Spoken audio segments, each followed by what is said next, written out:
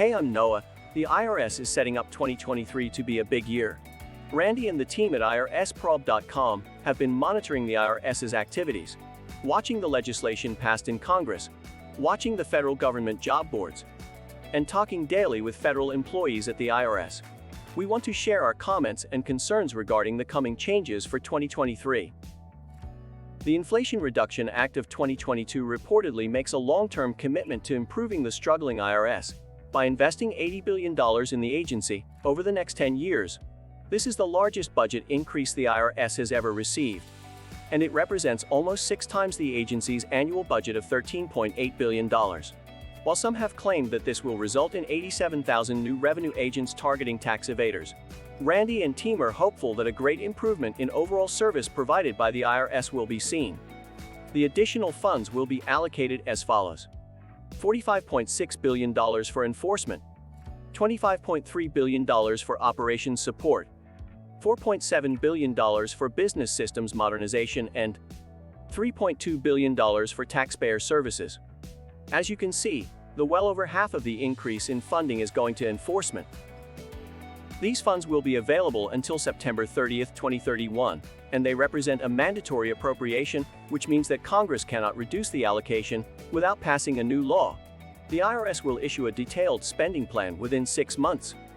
One of the main ways that the IRS plans to use the new money is to update its outdated IT systems, which in some cases date back to the 1960s.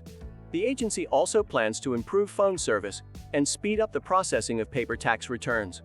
To achieve this, the IRS will hire an additional 5,000 phone representatives, fully staff all IRS tax assistance centers, and implement scanning technology to improve the processing of paper returns. The IRS budget has fallen by 18.5% over the past decade, resulting in a 20% decline in the agency's workforce.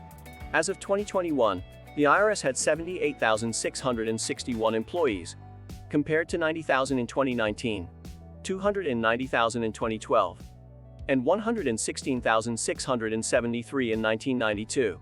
The new funding will allow the IRS to hire additional employees, although it is not expected to reach the 87,000 figure that has been reported in the media. Much of the new hiring will simply be to offset attrition, as the IRS has an aging workforce and expects 35,000 employees to retire in the next 6 years, along with another 17,000 who will leave before retirement.